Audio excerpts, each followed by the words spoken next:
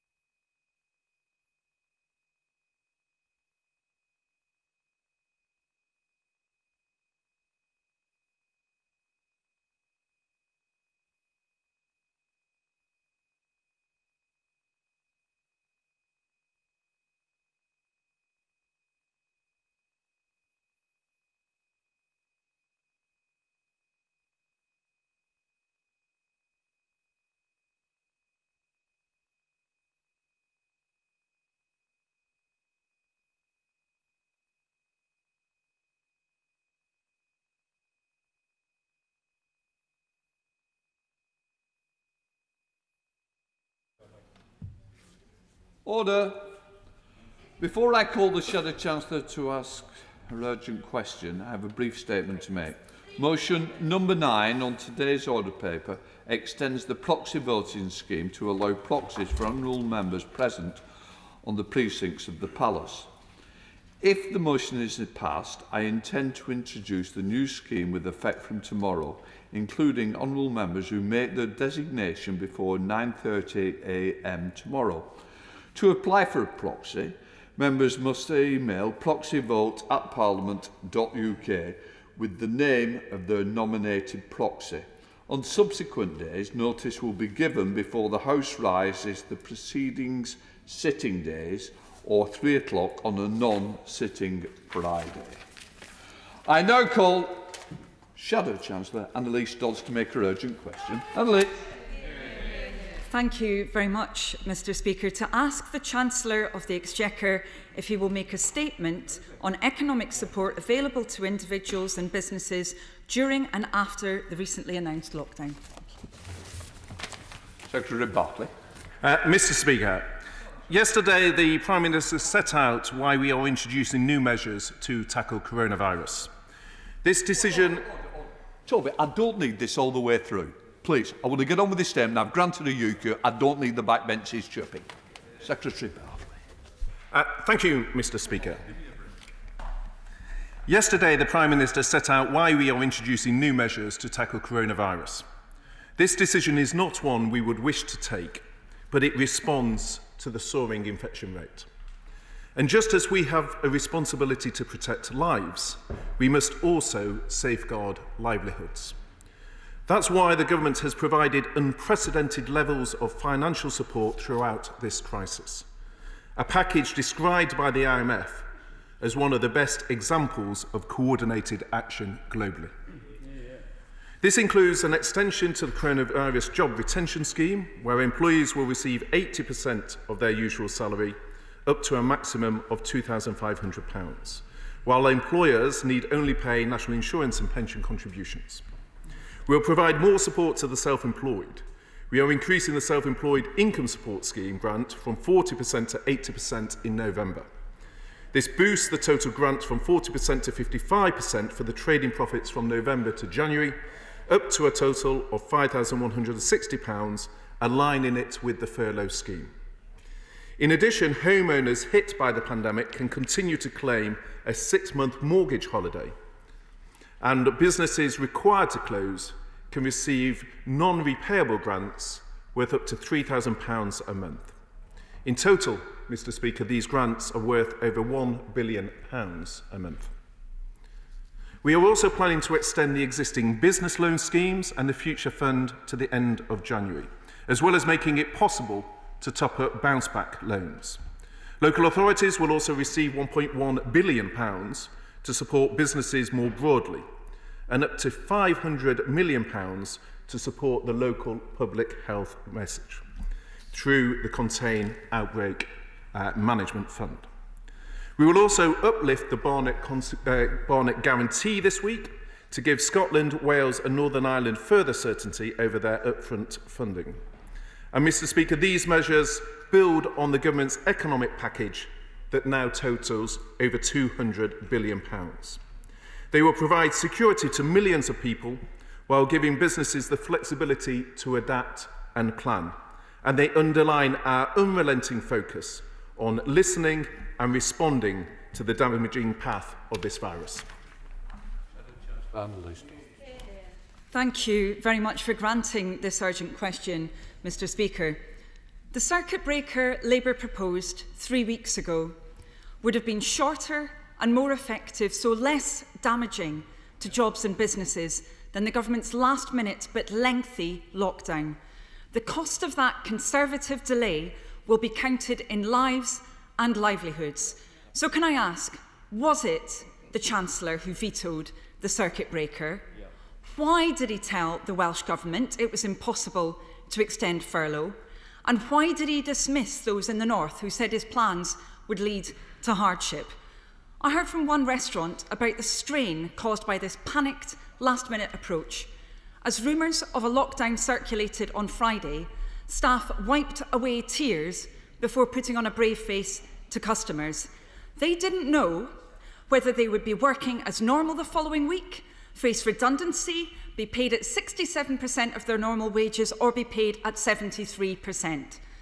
Similarly, the self-employed endured intransigence, then rumour, before a last-minute announcement yesterday, which still leaves many people with nothing. Businesses need to know what support they'll receive if their area faces further restrictions the other side of lockdown. But the Prime Minister yesterday said they won't find out until just before those restrictions are imposed. So can the Chief Secretary tell me, how can any business plan on that basis? How can people cope with that level of insecurity? The lack of any plan for economic support is making a very, very difficult situation even worse. Will the Chancellor and his ministers finally get a grip and set out that plan for the next 6 months? Will they indicate how the different scenarios facing us will be dealt with? Not retrospectively, not at the last minute, not once businesses have gone bust and jobs have already been lost, but in advance. Will they set out a plan for support if the lockdown is extended, or if different regions or devolved nations remain under restrictions afterwards? And finally, will I continue having to drag government ministers here week after week as this government stumbles from one crisis to the next? Thank you. Minister Bartlett. Thank you, Mr. Speaker. Well, the Right Honourable Lady started by saying that the circuit breaker would be shorter. But her own front bench, when interviewed, repeatedly said that a circuit breaker would have to be repeated. And the point is that the Deputy Chief Medical Officer was clear when he said that an earlier national lockdown wouldn't have been appropriate because, as he said, the path of the virus was very low in certain areas, such as the southwest at that time, and therefore the economic damage would have been disproportionate. And I might expect some members of the House still to argue that argument, but it is surprising that the economic spokesperson for the opposition front bench will be willing to see that economic direct at odds, which you may chanter from the front. I am simply, Mr. Speaker, quoting the Deputy Chief Medical Officer, whose advice was it would be the wrong action to take at that time, and I'm pointing to the economic damage, which the Right Honourable Lady seems to see as trivial and something to be disregarded. So she then said, she then asked about whether the government, or claimed that the government had in some way dismissed certain parts of the United Kingdom. Well, if I can just gently point out that the furlough had not ended, Mr. Speaker. The furlough continued to the end of October. It's now been extended. So there has been no gap in the furlough provision. So the furlough has continued to all parts of the United Kingdom without any gap in its provision.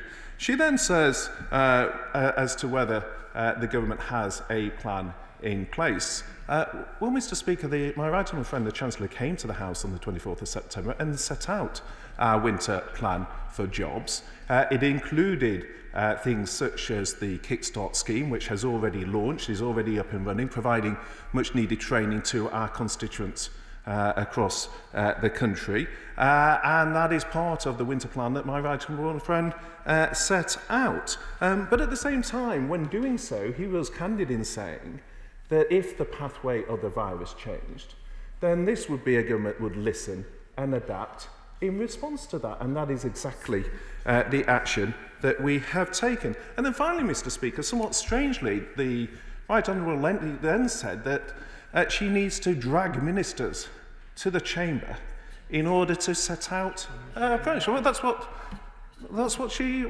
repeating the point. Mr. Speaker, I thought the Prime Minister was here yesterday in order to give a statement to the House. It's somewhat strange to say that the day after the Prime Minister gave a statement to the House that ministers are being dragged to the chamber in order to give an update on the position that he set out. Order. I think it's myself that decides whether we have an urgent question, and I'm sure you won't be questioning my judgment on that. Minister Bartlett. Mr. Speaker, I would hope you know me well enough that I would never do so, and if any impression of that was given, then obviously I would clarify that on the record. My point was the diligence of ministers in updating the House was demonstrated by the Prime Minister yesterday in the statement that he gave. We'll leave it on this, but it's no good when it's played through the press Saturday, Sunday, where everybody already knows there was no shot by Monday, hence why you can judge a UQ. I will leave it at that, Minister Bartlett. So, well, we have a plan set out in the winter plan. We have always demonstrated that we will listen and adapt. That is what this government is doing, and is setting out a comprehensive package of support to protect as many jobs and livelihoods as possible. Right, let us head to Central Devon with the Chair of the Select Committee, Mel Stride. Mel. Thank you, Mr. Speaker. I broadly welcome the new measures that the government has brought forward to support jobs, in particular the increase in support for the self-employed, the 40% to 80% under the SEISS arrangements. However, as my right honourable friend will know, the Treasury Select Committee produced a report earlier this year in which we identified over 1 million individuals, particularly the self-employed, who are missing out on this kind of support. So could my right honourable friend update the House as to whether any of those identified in that report are now receiving support under these new measures where they were not receiving them before? And if the answer is that there are none, could I ask him why that is the case? Secretary. Mr. Speaker, my right honourable friend is right to point to the fact that there were some that were not covered, and in fact that has been an area of much debate within this House. He will understand there is a distinction between those who are employees who, because their details hadn't been notified to HMRC at the cut-off point last time, had been excluded, and those, because of the furlough extension, will now be included moving forward. So there are some of that population cohort that are covered.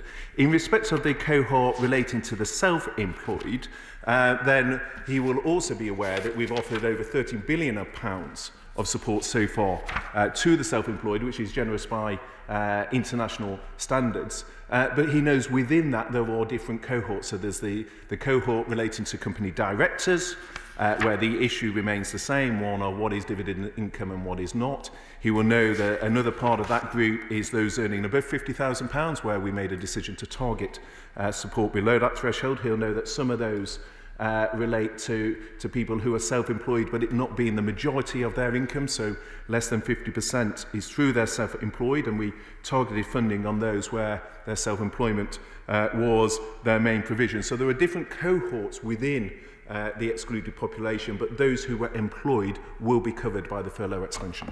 SNP spokesperson Alison Thewlis. Thank you, Mr. Speaker. This UK government continues to lurch around in absolute chaos. A Prime Minister forced to come on TV due to the leaks of his plans after hours of delay, squeezing in before strictly to announce an English lockdown and the extension of furlough just before it was due to expire. And Mr. Speaker, we have been telling them that it would need to be extended for months. And while I welcome this action, the late extension will be absolutely no comfort to those who have already lost their jobs due to this government's incompetence, or to the businesses in my constituency who have done their utmost to support their staff and now have no idea where they stand. No comfort either to those who he continues to ignore, those excluded from the initial support schemes facing a bleak winter ahead. Will he ensure they don't lose out again? And still many sectors of the economy that cannot yet go back to normal. Mr. Speaker, the overwhelming sense for many of us here is that this is not a union of equals. When Wales, Northern Ireland, Scotland and parts of the north east of England asked for furlough to be extended this autumn, they were told the Chancellor's magic money tree had lost all its leaves. But yet, when the Prime Minister decided that England needed to go into urgent lockdown, it turned out the magic tree money tree was in fact an evergreen. Mr. Speaker, the Prime Minister gamed his answers on furlough in this House yesterday in a pathetic and transparent attempt to make the Honourable Member for Murray look good. But he was contradicted by the Secretary of State for Housing, Communities and Local Government on Sky News this morning, who said it would be up to the Chancellor to decide if furlough would be available to the devolved nations after the 2nd of December. Now, Mr. Speaker, in an act of further disrespect, the Chancellor isn't even here today to answer this question. So will he be clear and will he be honest? Will the Treasury make furlough and cease available at 80% to any part of these islands that requires it after the 2nd of December? Well, Mr. Speaker, the Honourable Lady started by saying that we were disrespecting parts of the United Kingdom. I was on a call with the Chancellor of Duchy of Lancaster, the First Secretary of State, the Home Secretary and others, with the First Minister of Scotland, the First Minister of Wales, First Minister and Deputy Minister of Northern Ireland yesterday as part of our regular dialogue with them. So that continues across the United Kingdom, and indeed at official level the Chief Medical Officers liaise extremely closely together.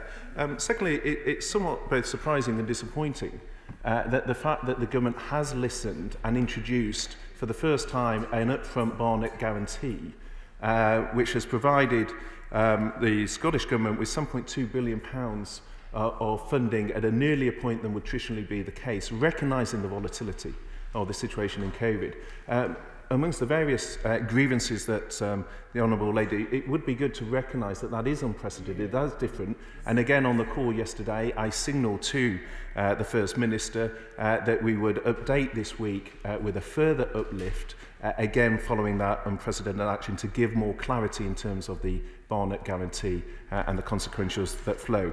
But thirdly, again, the Honourable Lady keeps gentering, but the point is many of these schemes are UK-wide schemes, Mr. Speaker. So we've extended the loans, we've extended the CJRS, the self-employed income support scheme.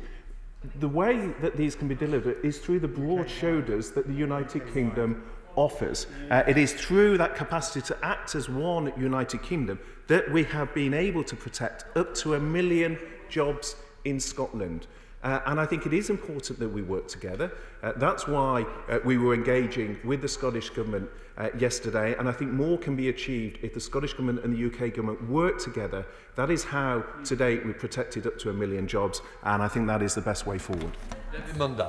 Mr. Speaker, as we've just seen, uncertainty in Scotland is always a basis for grievance with the SNP. So, my right honourable friend, however, can end that uncertainty by just simply clarifying that should scientific evidence demand a further lockdown in Scotland, the furlough scheme at 80% will be available to protect jobs in Scotland. Well, my right honourable friend is right to pick up on that sort of grievance culture. And it is through our ability to act on a UK basis that we've been able to offer the unprecedented support that we have to date. Now, furlough has always been a UK-wide scheme, and as the Prime Minister said, the government will always be there to provide support to all parts of the United Kingdom. Marika Lippon. Thank you, Mr. Speaker. Last month, the government disgraced itself by voting against extending free school meals into the holidays for our most vulnerable children. Even if the government will not reverse this cruel decision, will they at least follow Action for Children's recommendations and extend free school meals for all families in receipt of universal credit? Well, again, I think what is important is the Honourable Lady raises a very serious issue and one that all members of the House care deeply about. But it is also important to look at the package as a whole. We have put in an additional £9 billion of welfare support, recognising the increasing pressures that there are. That includes the £20 uplift on universal credit. It includes the lifting of the minimum income guarantee. It includes various sort of package of measures. But above all, retaining jobs and getting people back into the labour market is the best way that we protect people from poverty. Let's head to Bexleyheath with Sir David Eminent. Sir David. Thank you, Mr. Speaker. I welcome my right honourable friend's positive response today on additional measures of economic support. Does he agree that our government has committed one of the most comprehensive and generous economic support packages anywhere in the world, worth over £200 billion, and this is the right approach in these difficult times? My right honourable friend rightly quotes the IMF in saying our response is one of the best examples of coordinated action globally.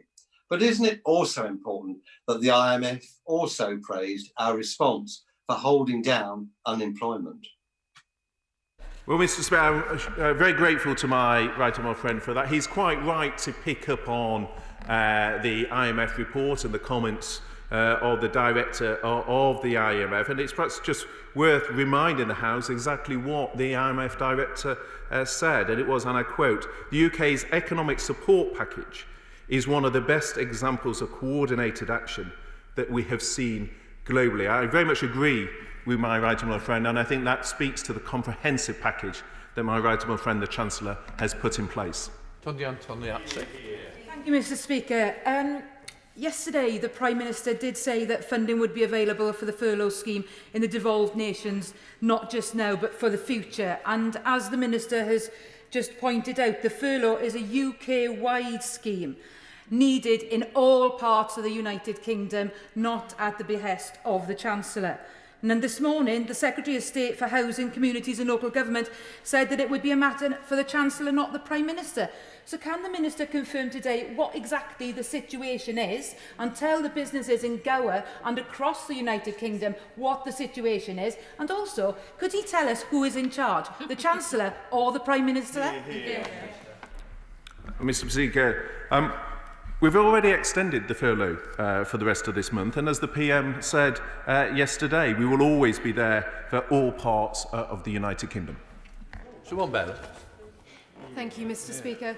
Some of the most difficult conversations I've had this year are with Stroud's wedding and events industries and the supply chains. You know, great businesses like Eastington Park, Stonehouse Court, Elmore Court, Bisley Hire. They're usually thriving, but they are basically feeling ignored. They've had a stop-start situation this year, and we are nervously now looking at next year, having lost a year's revenue. Will you commit to looking at this valuable sector again to see what support we can make available, and will you meet with me to discuss this matter as well? Well, firstly, Mr Speaker, I'm always very happy to meet with my honourable friend, and she's right to talk about a sector that has been particularly hit by the impact of the COVID pandemic. As you'll be aware, as part of the comprehensive package of support, then sectors like that qualify for the extension to the job retention scheme, the cash grants of up to £3,000 per month to businesses that are closed, and also I would point her to the 1.1 billion of additional funding that has been allocated to councils, which is a key part of the business support at their discretion that they can allocate to those businesses acutely hit within their authorities. Let's head up to Scotland with Christine Jardine. Christine Jardine. Good afternoon, Mr Speaker. Thank you. Businesses across my constituency and across the country made irreversible decisions last week based on advice from the government. Furlough was going to end on Saturday. They now find themselves in a situation where furlough has been extended, but only for a month. And there's a complete lack of clarity still today about the devolved nation. So can the Chief Secretary please urge the Chancellor to extend furlough through to the spring, because COVID-19 is not going away at the end of this month? And can he give us a simple one-word answer? Is furlough going to be available to the devolved nations, or is he going to continue this uncertainty which is damaging the Union? Minister. Mr Speaker, well, at risk of repeating myself, I refer the Honourable Lady to the reply I gave earlier. But she did ask a specific point in terms of those who may have recently been made redundant. Again, the Honourable Lady chunters from a sedentary position. She asked a specific point in terms of those recently made redundant. I was just coming on to answer that precise point. And employees notified by the RTI submission to HMRC on or before the 30th of October are eligible for the furlough extension, but employees employed as of the 23rd of September, which is the day of the job support scheme announcement, and notified to HMRC by RTI on or before that date, who have since been made redundant, can be rehired. So in answer to the Honourable's question, the timing is important, but the point is people can be rehired as part of that furlough extension. Sir John Redford. I'm glad the government agrees that where by law it stops people working and earning a living, it should compensate them. So will the government look again at the terms of the scheme for the self-employed, where there are restrictions on several categories of self-employed who have no other means of earning their living or no large company support, and be more generous? And does he agree with me? We need all those self-employed people to be ready to return to work, to get some kind of recovery going soon, because the economy is in deep trouble.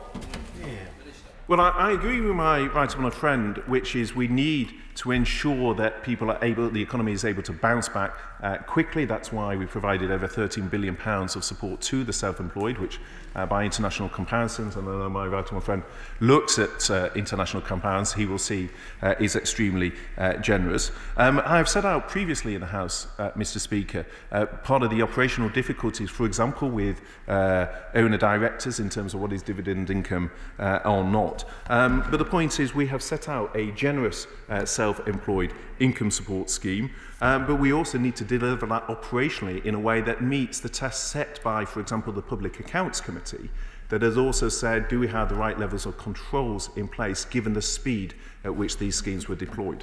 Tommy Wilson.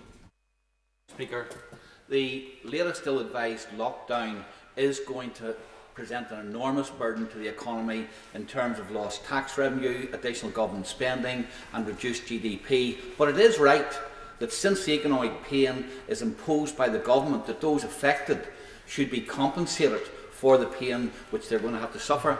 And I welcome his assurance that the furlough scheme will apply across the whole United Kingdom. But could he tell us what warranted consequences will be received by Northern Ireland, Scotland and Wales in terms of the business support grant which he has announced in this package? Well, Mr Speaker, the right honourable raises a very valid and fair point, and as I said on my call with the First Minister yesterday, I hope to be in a position to update her this week in terms of the additional Barnett guarantee that we can give. He's quite right to point to the consequentials that flow from the additional local authority funding that the Chancellor set out, the £1.1 billion. He'll also have seen, for example, the additional support that UK government gave to Transport for London, for example, the rail support measures that the UK government has provided, and so on. And so those are the issues on which the Barnett consequentials will be shaped. He's absolutely right that it is important they have sight of that. That's why we've taken the unprecedented decision to give this upfront guarantee, and I hope to be able to update on that later this week. Thank you, Mr Speaker. My heart is breaking for businesses across the Windsor constituency and the country, once thriving businesses. I've met with owners of pubs, clubs, restaurants, bars, sports venues, salons and retail outlets. They cannot magically become online businesses. I've spoken with business owners who've literally been in tears on the phone and in person when they think about their staff and their livelihoods. So the new lockdown proposed will prove fatal to many of these businesses. And there are so many questions about the strategy, about the need for a lockdown, and about the generous support the government is trying to give. But can I contain my question to this? How does the government intend to protect retail businesses that are forced to close from the increasing dominance of online retailers who often benefit from lower business rates and tax than their terrestrial partners? Well, I know, Mr Speaker, my honourable friend has a deep understanding of business from his career prior to coming to the House, and he's absolutely right to talk of the personal consequences, the commitment that people who set up and run businesses have made, and the devastating impact that the virus and the consequences are having. In terms of the position on tax, you know, he, from his time in the House, will know those are questions for the budget and for my right honourable friend, the Chancellor. But in terms of the support that has been given to businesses, I would direct him to the extension of the loans that we've given to help businesses with their cash flow, recognising that the biggest cost for many businesses is the fixed costs of their property, and so the up to £3,000 a month grant for those with rentable values above 51,000, and the support to local authorities, as I referenced to my honourable friend a moment ago, in terms of their discretionary support to specific businesses with local authorities. So it's part of that comprehensive package, but he's absolutely right to draw attention to the human consequence of these decisions. Carl. Thank you, Mr Speaker. Any additional investment to help the self-employed is welcomed, and I do welcome it. Can I ask him to look at the eligibility criteria that he has set? Because with the furlough scheme, the eligibility criteria has been updated so that businesses right up to last Friday that have been registered with a bank account can apply. But for self-employed, the eligibility hasn't changed at all. It is going to exclude very many people who are self-employed from all the additional investment that is now available. Will he look at it? Well, Mr. Speaker, such has been the number of times this has been raised in the House and the campaign that it is something we have looked at. Now, some of those issues have not changed. So, for example, the difficulty of determining, referring to my right honourable friend a moment ago, what is, for example, dividend income as opposed to earned income. We did take a decision to target in terms of those below the 50,000 threshold. So some of those issues have not changed from that period before. He's right to draw the fact that the furlough does allow some of those who were excluded to now come within scope. But I would draw, Mr. Speaker, the House's attention to the fact that even within the House there is a degree of conflict here, because the Treasury Support Committee has said that we should be more willing to bring the cohort of self-employed into scope, and yet the Public Accounts Committee has expressed its concern that we need to have much stricter operational controls in terms of the risk, for example, of fraud. So you see that even between the two select committees in this House. So the different cohorts within what's known as the excluded campaign, some of those on furlough will be able to come back into scope, but much of the rationale has not changed. But of course, we continue to look at it. Martin Vickers.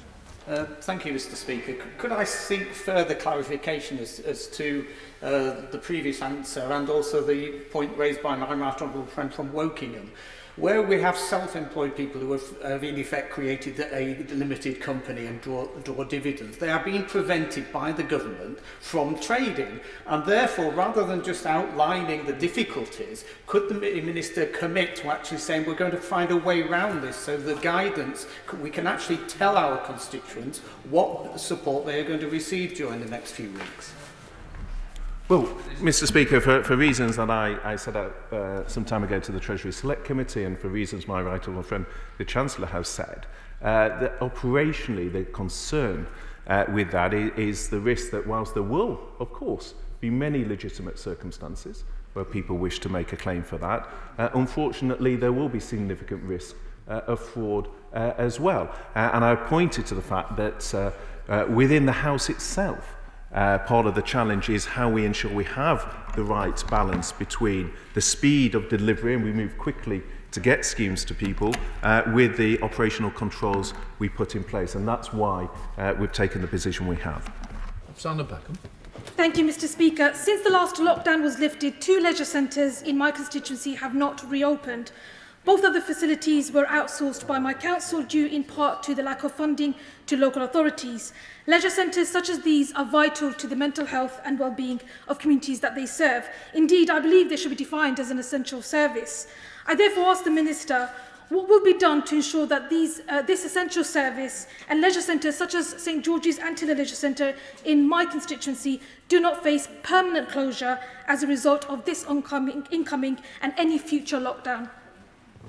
Well, the Honourable Lady is right to point to the pivotal nature of leisure centres within our constituencies. I think that is something that all members of the House would agree with. I draw her attention to the £4.7 billion of additional funding that we have given to local authorities as part of our response to COVID, and also the discretion that we have given local authorities in order that they can apply that funding with the local knowledge that they have, and therefore target it in the most effective way. Dr. Caroline Johnson. Thank you, Mr. Speaker. Firstly, I'd like to welcome the unprecedented and innovative package of support that the Chancellor has put in place, which has undoubtedly helped to support businesses and families in my constituency. But can I ask my right honourable friend what more he can do to support the coach tourism sector specifically? Small family companies like A&P Travel and Sleafordian Coaches, they've done so much, Mr. Speaker, to make their transport COVID secure. But whilst the venues that they support have received funding from the Cultural Recovery Fund and enhanced local authority grants, they have not. We need to ensure, Mr. Speaker, that when the theatres, museums and the like are able to reopen, there is still a viable coach tourism industry to get their customers there.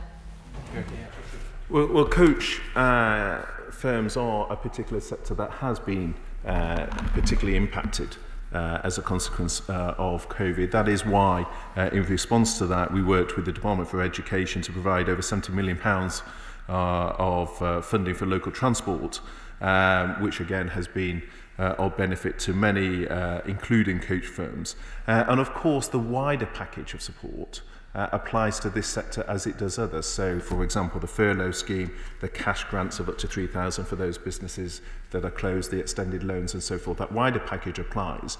But I'd also draw my honourable friends' attention to the specific education funding that has been provided, which I know has been a help to a number of coach firms. Tricia Gibson. Mr. Speaker, if there were no confusion about the furlough support for Scotland in the event of another lockdown, his own Tory MPs and members across this House would not need to constantly have to ask for clarification on this. And that confusion and uncertainty is a failure of his own government, after his Community Secretary said it would be for the Chancellor to decide at the time of any future Scottish lockdown. Will the Minister apologise for this confusion and uncertainty, and will he meet with the Scottish Finance Minister, who has been requesting a meeting since Saturday's leak, to discuss funding for Scotland and put an end to this chaos, confusion and uncertainty which is detrimentally affecting jobs and businesses in Scotland? Well, Mr. Speaker, I do find it somewhat surprising to be asked to have a meeting the day after I had a meeting with the First Minister of Scotland, who I assume spoke with the authority of the Scottish Finance Minister. So you know, I have regular meetings with the Scottish Finance Minister. I hope that, and I certainly for my part feel we have a very constructive dialogue. It is in part due to her representations that the Barnett Guarantee, this unprecedented upfront guarantee, was put in place, and I look forward to further discussions with her in the weeks ahead. Caroline Noakes. Thank you, Mr. Speaker.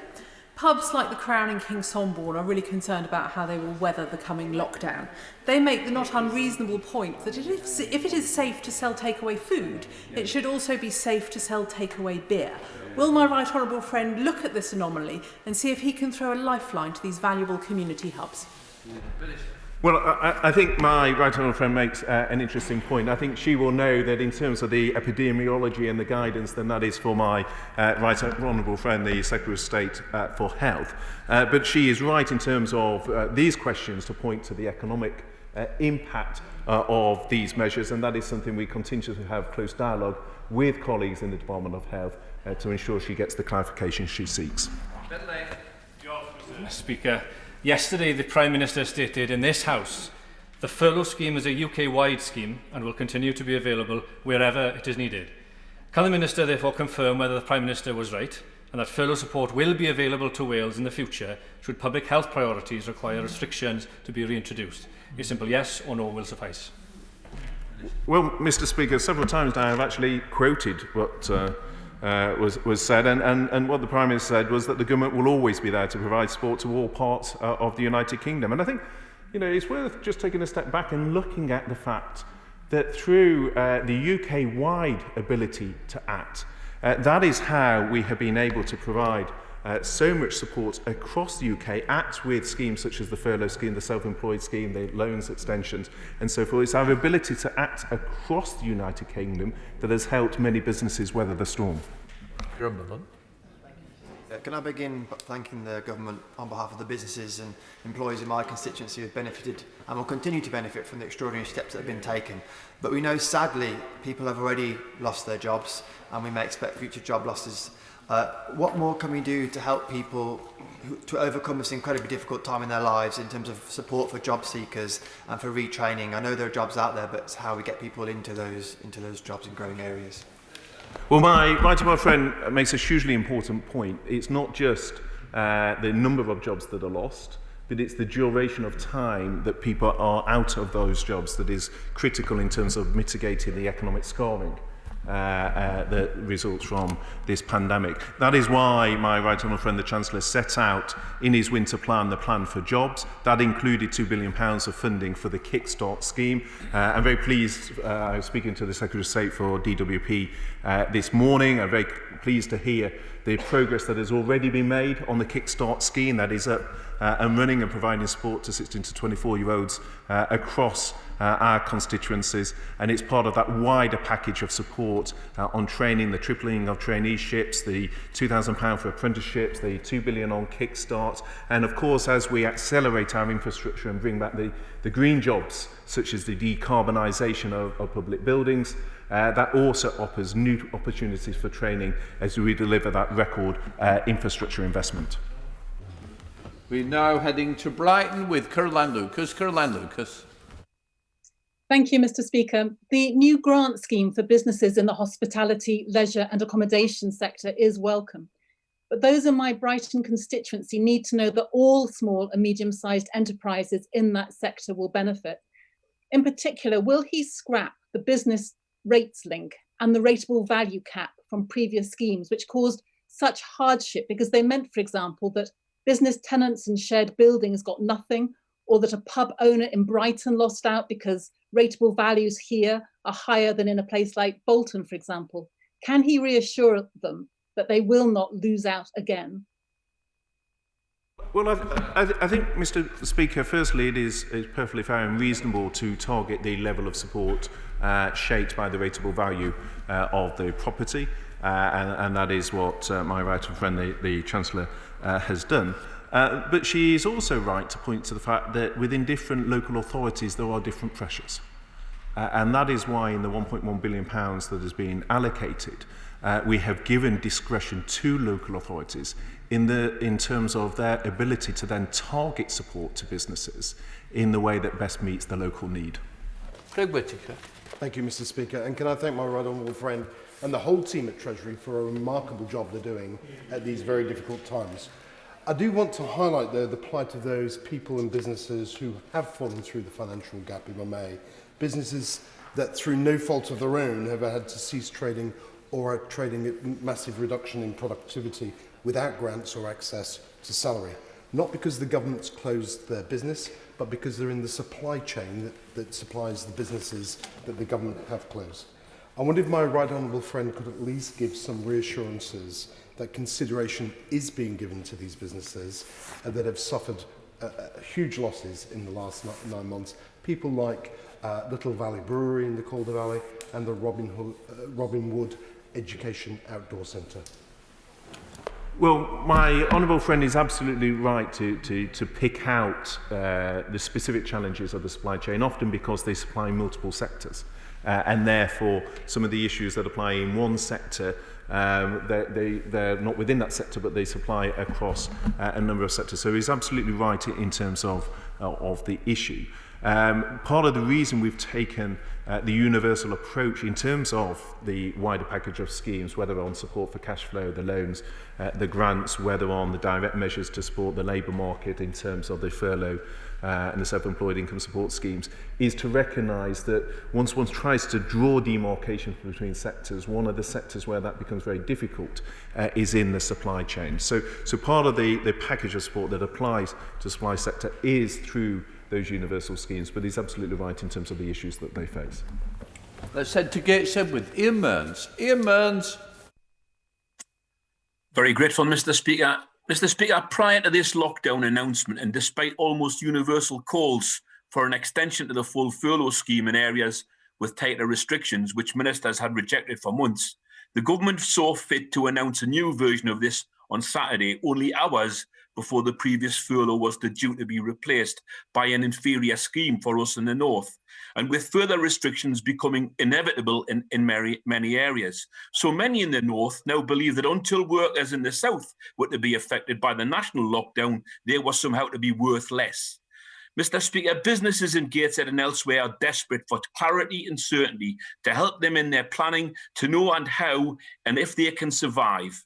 Could the Chief Secretary commit today to publishing details of a comprehensive, ongoing financial support package available to business and their workers in areas that will continue to need it, where tiers of restrictions might sadly have to continue after the 2nd of December? Well, firstly, to the suggestion that there has been a differentiated approach. The point is a number of arrangements were put in place with, for example, as the Mayor of the Liverpool City region, civic leaders in your own Lancashire region, Mr. Speaker, with South Yorkshire, because we recognised that there were additional pressures in those communities. In addition, we also put in further support retrospectively in terms of recognising that a number of areas had been in Tier 2 restrictions for a period of time. So I think the suggestion that additional support had not been offered does not stand that scrutiny. I think what changed, Mr. Speaker, is whereas if one takes the Deputy Chief Medical Officer's advice, whereas it wasn't appropriate previously to have a national lockdown as Professor Van Tam set out, the pathway of the virus was such and the infection increase was such, that is why a more comprehensive approach. So it is a response to the health pandemic as a response to anything that is geographically determined. Mr. Speaker, I welcome the extra support for the self-employed and the news that many of those who didn't qualify for the initial furlough scheme will qualify under the extended scheme. But I want to ask the Minister about the bounce-back loans, which have been a lifeline for so many businesses in my constituency. But back when they made the applications for those loans, businesses wouldn't have foreseen that disruption would have gone on for so long. So can steps be taken to ensure that they're able to apply for top-ups to their initial loan so that they can get through the difficult winter ahead? In short, Mr. Speaker, yes, they can. He raises a very valid point, which is that a number of businesses will have taken up loans for what they felt was their need at that time. And with the further restrictions that have been placed on businesses, that is exactly why we have then extended the period of availability for loans up to the end of the year. So he is absolutely right in terms of that issue, and I can provide him with that reassurance. Mr. Brett. Thank you, Mr. Speaker. The Minister has just explained that the response when he spoke to Northern mayors was about health data and not about regions. But he must accept that by callously saying to workers in West Yorkshire and the North that they are on 2/3 of pay, that he has created, the government has created a North-South divide that is unnecessary, certainly when we should be coming together as a country to deal with this pandemic. So can the Minister please speak to the Chancellor and ask him for clarity around the restrictions, and when we come out of this national lockdown, that no worker will be expected to be earning 2/3 of their pay, so that those workers in low-paid jobs are not living in fear when they're looking at Christmas and no money in the bank. Well, Mr. Speaker, the Honourable Lady is conflating several different issues. Firstly, the furlough had not expired. It was running to the end of October, so it has applied universally until that point. So the suggestion that the furlough has applied differently is simply not the case. Secondly, in terms of the job support scheme, that is because the purpose of that is different. The design of that is different to the design of the furlough. The furlough is a response to the need for people to stay at home.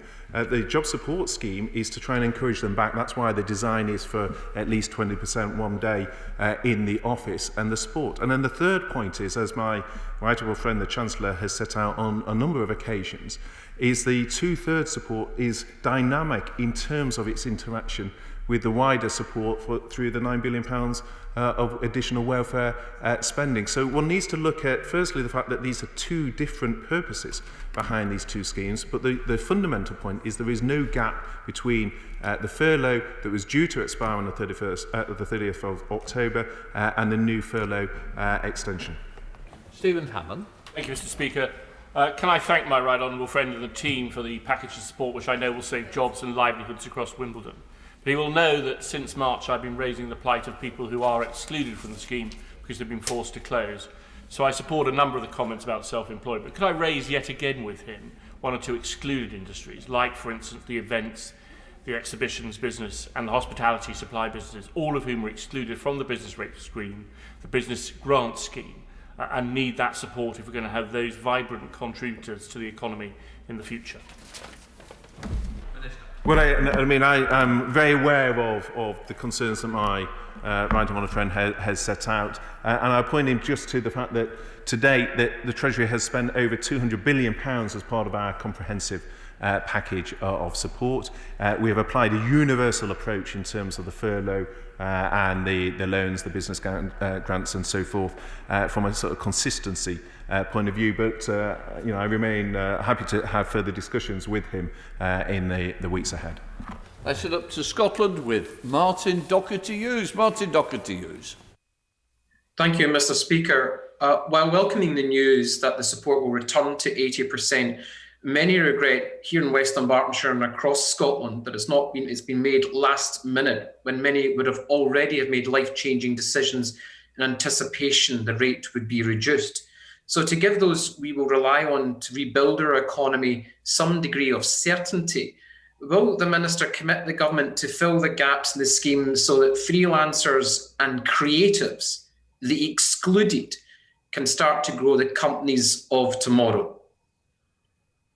Well, Mr. Speaker, I firstly draw the honourable gentleman's attention to the Future Fund, which has particularly provided additional support. In terms of the point around the timing of the furlough extension, I refer to the answer I gave some time ago in terms of those who have lost their jobs recently could come back through the furlough extension and so would come back into scope as a result of that. So those employees employed as of the 23rd of September, the day of the Job Support Scheme announcement, and notified to HMRC by RTI on or before that date, who have since been made redundant, can indeed be rehired. Colin Wright. Thank you, Mr. Speaker. And can I draw the House's attention to my registered members' interests? Can I welcome the extension to the coronavirus loan schemes and the ability to top up bounce-back loans? Could my right honourable friend confirm that ability to top up loans also applies to the CBILS scheme as well? Also, would you look at the bounce-back loans for customers of non-bank lenders? According to the research by the All-Party Group for Fair Business Banking, which I chair, there are around 250,000 businesses currently banked with non-bank lenders who do not have access to these schemes because they don't get access to the Bank of England Term Funding Scheme. Will you look at that current problem? Well, Mr. Speaker, I can probably go one better than looking at it myself, from the fact that my honourable friend, the Economic Secretary, who leads on these matters within the Treasury, will have heard his representations and will do so. I know he is looking at the issue in terms of CBILS specifically, and I think there's 28 creditors in terms of his second point, but I know my honourable friend will follow up with him. Weston. Thank you, Mr. Speaker. The Chief Secretary will be aware that many businesses feel as though the government has acted arbitrarily, imposing restrictions on their sectors, and none more so than the hospitality and pub sector, with the 10 p.m. Curfew. But local independent brewers such as Slaughterhouse and Church Farm in my constituency, and also independent pubs that they serve, such as Somerville and the old post office, in the first lockdown they were able to sell takeaway alcohol, but that's being banned by the government. That will damage that sector dramatically. What has the Chancellor got against pubs? Firstly, not least through the Eat Out to Help Out scheme, I think one can see the Chancellor's support to this sector. It is also why, for example, the VAT cut was cut from 20% to 5%. It is why many within this sector have benefited, in particular, from the wider universal package of schemes such as the furlough. Now, in terms of the exact health advice, as I referred to my right honourable friend, that is a matter for the Secretary of State for Health and Social Care, and I will relay the concerns of the honourable gentleman, but that is driven by the epidemiology and the health data. It is not a question of the Treasury acting, as he says, arbitrarily. Wild. Thank you, Mr. Speaker. The government's financial support included a very welcome £200 million for hospices. However, Norfolk Hospice in my constituency has warned that the national restrictions and closure of charity shops will result in a loss of income for them of £100,000. So can my right honourable friend ensure that when the Care Minister meets the sector tomorrow, a package of urgent support can be put in place for them, for their patients and their families? Well, my honourable friend raises an issue, I think, that unites the House in terms of the huge value of the work that is done by the hospice movement. That was recognised when the initial as part of the package of measures put in place by my right honourable friend, the £750 million of support to the charity sector, the hospice movement specifically, as he recognises, was identified. I'm very happy to continue working with him as we work together, but we recognise the importance of that sector. Toby Perkins. Thank you, Mr. Speaker. Many small business owners have been forced to raid their personal savings in order to keep their businesses afloat over the course of the last 8 months. But that's not a bottomless pit. Many small business owners aren't wealthy people. And the Chief Secretary to Treasury must understand that if they go under, the whole company goes with them. The Treasury has now had 8 months to get this scheme working. Why is it still excluding 3 million people? And does he not recognise that how perilous this situation is for many of those businesses?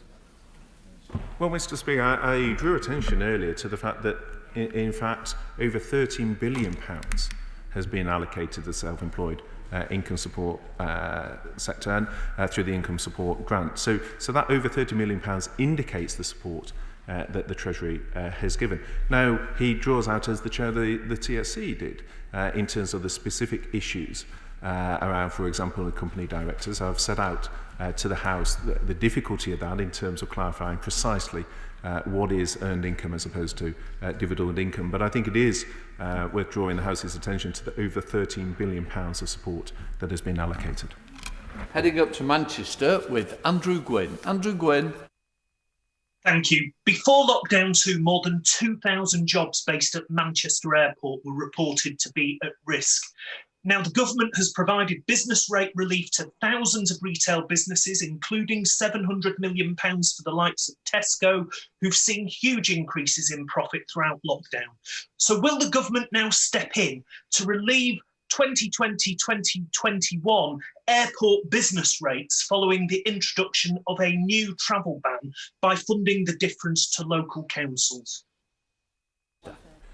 Well, as I referred to earlier, Mr. Speaker, firstly, in the £1.1 billion of support to local authorities, we have given them discretion to respond to local needs, and that includes to Greater Manchester as a region. As part of in terms of the airport sector specifically, one of the reasons that we have allocated over £12 billion to test and trace is because one of the key issues that I am told by that sector is the importance of travellers being able to be tested quickly and released sooner than has been the case in recent weeks. We're working extremely hard on that issue because that is one of the key measures alongside the financial support to local authorities that would make a real difference to the airport sector.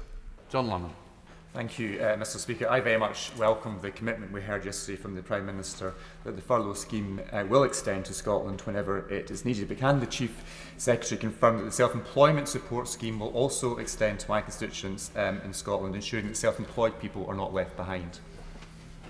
Well, Mr. Speaker, as I said earlier, the same applies. These are UK-wide schemes. We continue to listen and engage, but they apply on a UK-wide basis. That has been the case throughout, and that continues to be the case. Thank you, Mr. Speaker. I'm sure we've all heard heartbreaking stories of people who weren't able to claim for self-employment support because they hadn't registered or submitted a tax return for 2018-19. It seems those people are still excluded from any support. Some of these people have been trading for 18 months now. They're clearly not fraudulent. They clearly deserve some support. Why can't they get some? Well, the point, as we referred to earlier, is part of the package of support, includes areas of support, the £9 billion of welfare, the support through local authorities that is targeted at their discretion. I've set out also within that excluded population, for example, those that were employed may be able to then qualify for the extension, but for the reasons we have covered in a number of earlier replies, part of the challenge from the Public Accounts Committee has been ensuring we have the right operational controls in place, and that has been one of the difficulties in terms of the cohorts which he refers. Now we go to Alicia Cairns. Thank you, Madam Deputy Speaker. The government's bounce back and business interruption loan schemes have made a huge difference across the country, including providing £90 million of support for businesses in Rutland and Melton. But what assessment has the Chief Secretary made regarding the macroeconomic impact of these loan schemes?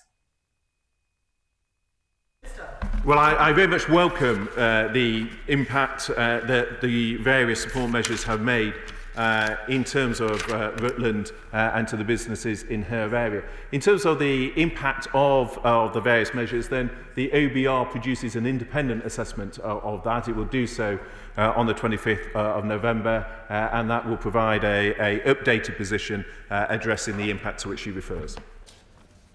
Zara Sultana. Thank you, Madam Deputy Speaker. While this week the government has extended the mortgage holiday for homeowners, they have refused to help tenants pay their rent or stop them facing evictions, even if they've lost their job or been placed onto furlough. So how exactly does the Minister think this is fair?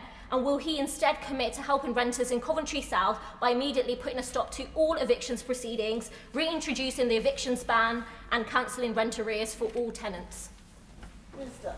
Well, there is, of course, a balance in terms of the interests of those that are renting, but also those who rent out properties who also have financial pressures that need to be balanced. She referred to the support that has been given, but the best support that can be given to those facing such bills is to help as many people as possible retain their jobs, and that is fundamentally what the package of support we put in place seeks to achieve. Jack Burton. Thank you, Madam Deputy Speaker. Further to points about supply chains, many manufacturers in ceramics industry in Stoke-on-Trent very much depend on industries like hospitality and retail. So would my right honourable friend agree to look at what more support can be given to those industries where order books have severely diminished?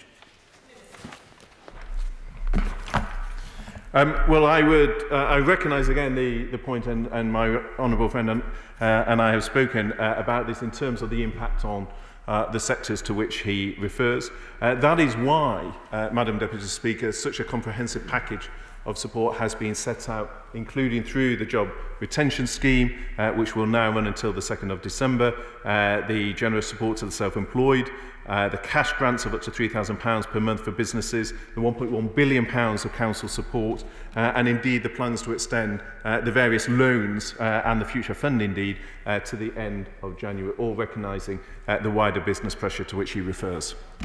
And now we go to Liam Byrne. Thank you, Madam Deputy Speaker. Unemployment here in the West Midlands is soaring to the level that we last saw in the 1980s, but our mayor has proved so effective that we've failed to secure 95% of what we've asked for in our recovery plan. Now, yesterday, the IMF's chief economist called on governments to bring forward large-scale investment to kickstart demand, and the government has set out its capital budget in May of £358 billion over the next 5 years. Now, the question is, when is the government going to allocate that capital budget? Will the Chief Secretary maximise what's brought forward into the eye of the storm to kickstart demand next year? And will he, for the first time, guarantee that the West Midlands, at long last, will secure its fair share of that money?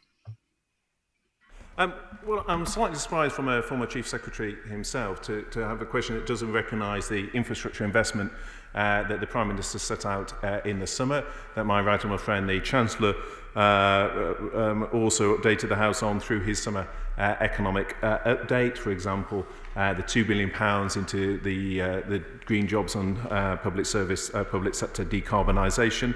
The massive investment in High Speed 2, in RIS 2, in CP6, in terms of the road schemes and the rail schemes that the government has committed to.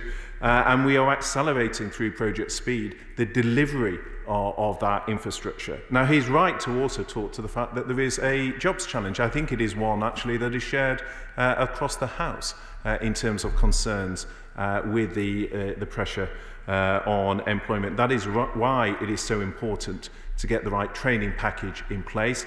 That was addressed by my right honourable friend, the Chancellor, on the 24th of September with his winter plan, setting out schemes such as the Kickstart scheme. That is up and running and is already delivering results. And that is how, together, we will weather the storm in terms of bringing forward infrastructure investment, but also reskilling people where they do lose their jobs.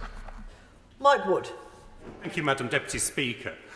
Clearly, hospitality and retail have had a particularly difficult time since the spring. But as honourable friends have said, there are many businesses which may not quite come under hospitality or retail or leisure, but which rely almost entirely on those sectors for their business. Will my right honourable friend look at how industries such as brewing, pub supply chains, events and weddings can access the support that the government has provided, such as through the grants and business rate holidays, so that they can protect their jobs and still be going and thriving once this pandemic's beat? Sure. Firstly, I refer to the reply Madam Deputy Speaker I gave earlier in terms of the universal nature of the package. There are areas, another one which you didn't mention is the fishing sector, where again they were particularly impacted both through the supply of the restaurant trade, but also their exports, which were also hit. And again, we have listened to concerns there, and we've put some additional support. But the best way we will support businesses, whether in the wedding sector, others, is by getting the virus down. That is why we've taken the comprehensive measures that we have over the next 4 weeks, because that is the best way then to be able to open up those sectors and get those people that have been furloughed or have been supported through the self-employed onto the job support scheme, where they will then qualify for the furlough bonus, which will be further support that is available. And now we go to Glenrothes to Peter Grant. Thank you, Madam Deputy Speaker. For all the Minister's sweet talking, the simple fact is that nearly 8 months after the first lockdown was imposed, millions of self-employed people and owners of small businesses are still being excluded from government support. The Minister has spoken approvingly of comments from a recent Public Accounts Committee report today, so could I draw his attention to the committee's 20th report of this session, unanimously agreed by a committee with a Conservative majority. The committee is disappointed that so long after the beginning of the pandemic, HMRC has still not made sufficient use of its data to identify small businesses that have been left out of previous support packages and therefore maximise taxpayer eligibility for grant support. Can the Minister not accept that the committee's disappointment reflects a widely held view across all parties in this House, and that it's time for the excluded £3 million to be supported by actions, not just words? Well, I have to say I'm somewhat surprised, Madam Deputy Speaker, that the Honourable Gentleman talks of actions when, as a result of our ability to operate UK-wide, we've been able to support nearly a million jobs in Scotland. 65,000 businesses in Scotland have benefited from the UK government loan schemes. As of August the 31st, there were 242,600 employments furloughed at a take-up rate of 10%. There has been significant support offered to businesses in Scotland, as indeed across the UK, and it will be and it's odd that the Honourable Gentleman talks about actions and ignores nearly a million jobs that have been supported as a result of the actions the UK government has taken. Now we go to Devon to Selene Saxby.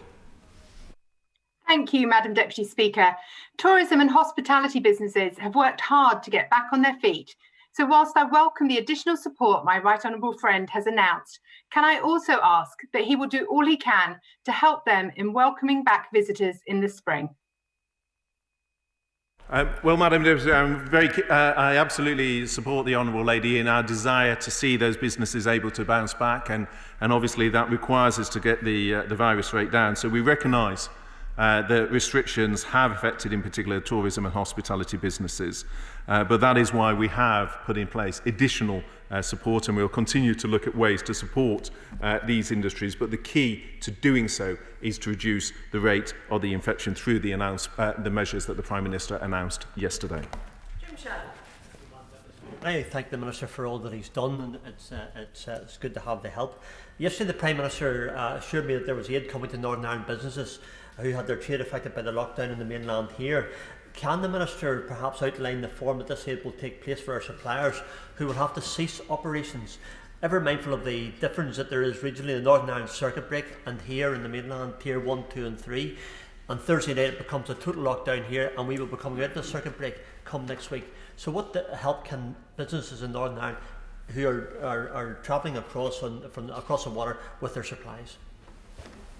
Well, my honourable friend is right to talk of the impact on businesses in Northern Ireland, and part of that being through the interconnectivity with the rest of the United Kingdom. That is why through the enhanced Barnet guarantee that, as I referred in my earlier answer, we will update the Northern Ireland Executive this week, but through that unprecedented action to give an upfront guarantee that will enable the Northern Ireland Executive to provide support to businesses, and of course it will be for them to determine the exact scope that business support is applied by.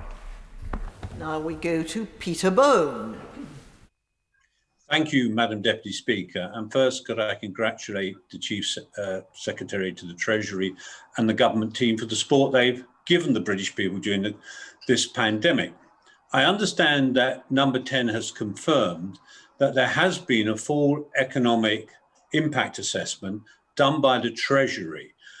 I wonder if the Chief Secretary could confirm that and when it will be published. It would be very helpful if it was published before tomorrow's vote. Well, of course, Madam Deputy Speaker, as you would expect, all decisions are informed by economic analysis. But in terms of an impact assessment, the OBR will update their forecasts on the 25th of November. And it's right that we have an independent forecast, and that will be produced in a matter of weeks. John Asper. Thank you, Madam Deputy Speaker. Yesterday, the Prime Minister said that he'll be doing much more to support the voluntary sector, bearing in mind that 10% of charities are likely to fold, with a deficit of £10 billion accumulated over 6 months. What more will the Treasury be putting on the table, and when will that be apparent? Well, as my right honourable friend has already set out, we put in place a package of support for the charity sector of £750 million as part of the over £200 billion of support that we have given. But as he has also said, and I think clearly demonstrated over recent months, he will continue to listen and adapt as circumstances require. Now we go to Ruth Cadbury. Ruth Cadbury. Thank you, Madam Deputy Speaker.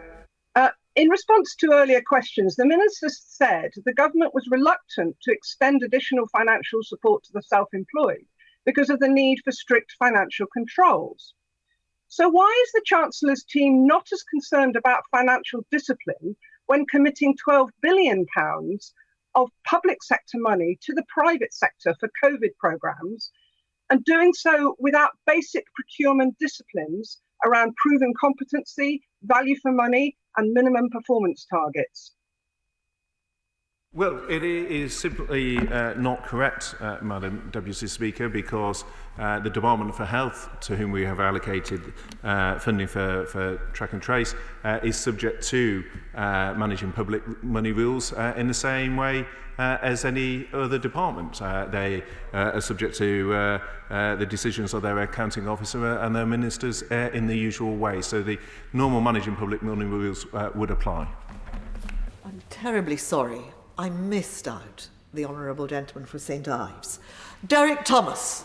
Thank you, Madam Deputy Speaker. I hope it's worth waiting for. So can I thank the Chief Secretary for all that is being done to help my constituents, West Cornwall and on Scilly. One of the great successes of recent years is the job growth across Cornwall, and that is because of small businesses have been set up by entrepreneurs, by individuals who know they can't get a big job in big business because they don't exist in Cornwall. And so they've set up their business. And the problem is they're very early in their business, they're growing, they're maturing, they're flourishing, but this year has been a disaster for them.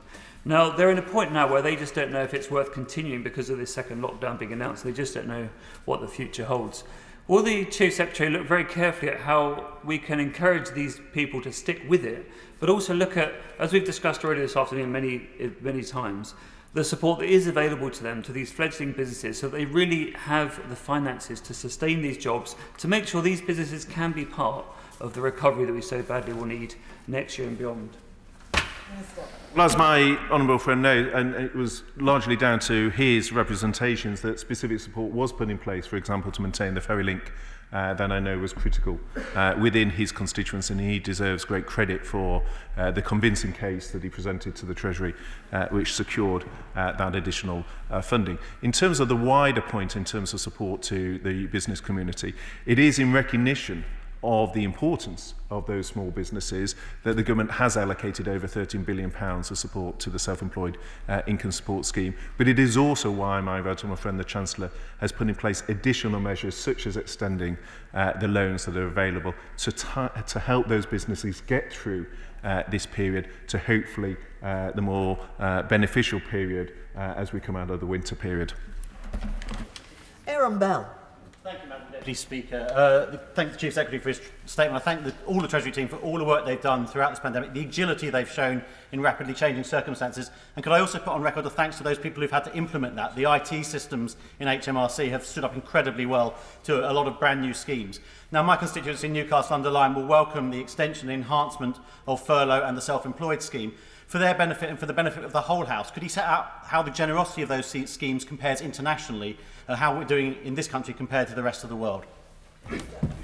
Well, firstly, can I thank my honourable friend for recognising the huge contribution of officials in HMRC, Treasury and indeed across Whitehall in ensuring that that business support was delivered at the pace that it has been. In terms of the international comparison, I would draw my honourable friend's attention to the report of the Director of the IMF just last week, which I think probably is the best illustration of the way that the UK package of support is seen as offering one of the most comprehensive packages of support. And it was recognised by the IMF, and I think that shows where it stands in terms of international comparison. Matthew Pennycook. Madam Deputy Speaker, when concerns were raised earlier about the implications that flow from the fact that rateable values in some parts of the country are far higher than in others, the Chief Secretary could only point to discretionary grant funding. However, not only is the detailed guidance that would allow local authorities to distribute that discretionary funding not yet been published, but it will also be distributed on the basis of a flat rate of £20 per head, irrespective of geographical area, as he knows. So can the Chief Secretary firstly ensure that that guidance is published promptly so local authorities can plan, but also look again at better tailoring support to account for variations in rateable value across the country? So on the point in terms of guidance being published, I will take that point away and seek to respond constructively to the fair point that he raises. In terms of the £20 a head, part of the representations quite often when I've come to the Chamber is for the government to move at pace to deliver schemes quickly and to do so fairly and without repraising the previous urgent question where the Mayor of Greater Manchester, according to the Labour front bench, was acting for Great Britain in a way that the Mayor of the Liverpool City region and others wasn't, which I felt was an unfair characteristic of their position. The point is we need to deploy schemes quickly, and that is why we've taken the approach that we have.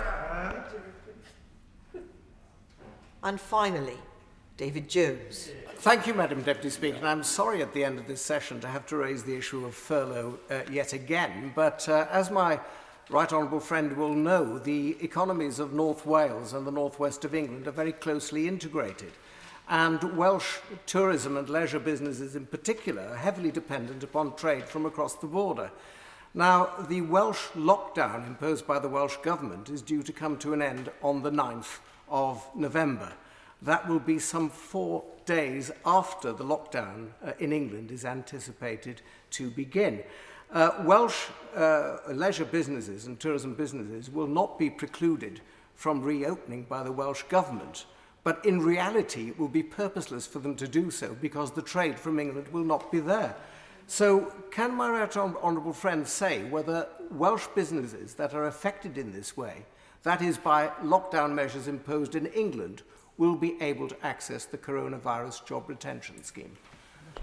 Well, I know, Madam Deputy Speaker, my right honourable friend is a strong supporter of the Union, and part of the strength of the furlough scheme has been its ability to support across the United Kingdom. It is a UK-wide scheme, and it is through the Treasury's ability to operate on a UK-wide scheme that we've been able to put in place the over £200 billion of support, which is the comprehensive package which to refer to the question a moment ago, which is why it stands international comparison in terms of its scale and also its speed. That was recognised by the IMF director just last week, and the furlough will continue to be a UK-wide scheme.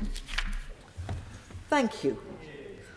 In order to allow the safe exit of honourable members participating in this item of business and the safe arrival of those anticipating the next item of business, we will adjourn for. We will suspend. No, we won't adjourn. No.